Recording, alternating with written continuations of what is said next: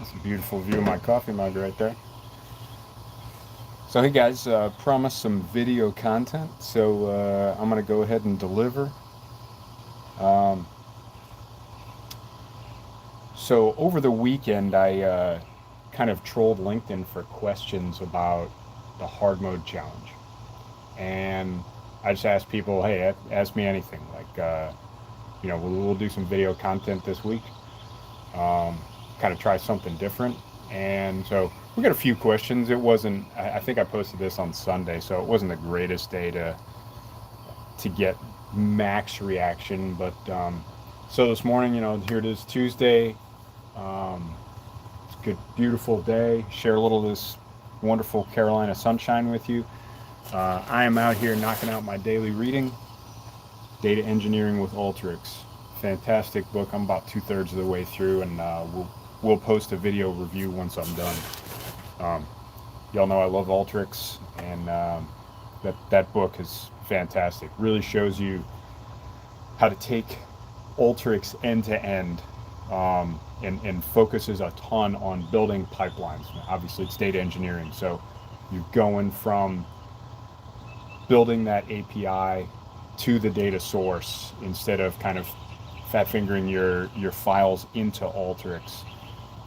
Building a bridge to the data source, especially something that's kind of repeatable and automatable, and then taking it all the way through the Alteryx pipeline, designing how you want to modify your data, and then taking it straight through to a visualization, a report, or some kind of output, which is what I'm trying to do with Alteryx. I feel like that's the next step in the evolution of using the platform. So anyway, to the question. So the first question, the one that I really wanted to kind of talk extensively about, and I think this came from Harpreet. So Harpreet, appreciate the question. If not, I'll correct that in the notes. Harpreet asked, probably butchering the literal terminology, but basically asked, what's the biggest challenge that people face doing LinkedIn hard mode, and how can they overcome that challenge? And when I thought about it, I want to hit on two things. So first challenge is that, and this is the one I hear most often, it's a 30-day challenge. People aren't used to coming up with 30 pieces of creative content. That's why it's a challenge. It's why it's not, LinkedIn easy mode, or, LinkedIn make funny Instagram memes mode, or reshare shit. Pardon my French. So people lose that creative spark over 30 days. It usually happens somewhere between 10 and 15 days. People kind of hit the doldrums. They've already come up with more creative content than they've ever put together before, and they just, they either quit or they start posting some kind of really cheap, easy stuff, which is fine. Everybody hits dry spells. So the cure for this, I firmly believe that, everybody's got kind of a sum zero mind to a certain extent, and everybody's mind is garbage in, garbage out. That's pretty much accepted at this point. So to me, if you're not outputting creativity, it's because you're not taking enough in. I will tell you what, in my experience, does not spark creativity. Just kind of your basic daily grind. So getting on your grind at work all day, unless you have some sort of amazingly creative job, just plowing through work doesn't spark creativity for me. Binge watching TV shows, especially reality TV. I love my trash TV as much as anybody, but doesn't spark anything for me. Doesn't make anything happen. And then just kind of idle chit chat and socialization. If you're sharing beers and watching football, or if you're gossiping with the neighbors, none of that to me sparks anything that's worthy of sharing on LinkedIn. What does spark creativity? Well, taking in great creative content. So if you are listening to some intellectual podcasts, I used to have a decent commute, and so podcasts were my thing. And I remember many times just pulling the car over to the side of the road because something that I'd heard on a podcast had sparked some amazing idea that I had for something to write, or some video content to put together, or some article that I could do. YouTube. There's a danger with YouTube, and I don't want to trash talk YouTube because YouTube is a bit like the Force. It's gonna take whatever form, whatever energy you put into it. So when you go on YouTube, get your chosen channels that stimulate you and that do good things for you, and stick to those. Don't get stuck down the rabbit hole of the recommender algorithm and that little side column that says, "Hey, you might like." That leads you down the dark path. So yeah, I would just say go on YouTube, search for the content that you want to see, subscribe to a limited number of channels, and then stick to those channels. The best way to keep YouTube from kind of eating your life and getting you watching crap, which is how YouTube makes money. And so that's issue number one. People lose the creative spark. They run out of content. And the cure for that is, hey, garbage in, garbage out, and good stuff in, good stuff out. So if you take in good stuff, you take in great creative content, that's what you're going to produce. And then the second biggest problem that I find is that people lose the motivation.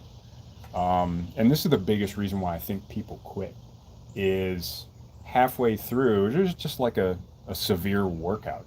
Halfway through the workout, you start asking yourself, why am I doing this?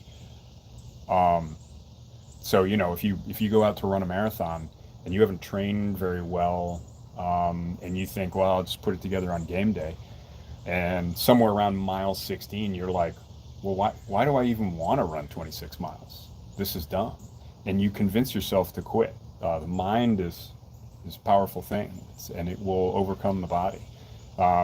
So, obviously we're not talking about a physical challenge with LinkedIn hard mode, but people do that. They get halfway through and then they say, why am I doing this? Once it becomes difficult. So you lose your motivation, and then you talk yourself into quitting because you convince yourself that the challenge is stupid and you're not getting anything out of it. And of course the problem is compounded. If people aren't seeing these like mind-blowing gains in network and impressions, and their content's not resonating, and then they're just not getting people to read their stuff. What I would say the cure for this is, and it's starting to sound a little cliched at this point, but it still rings true, is you gotta know your why. And that works on two levels. Why are you on LinkedIn? First of all, what's your point for being there?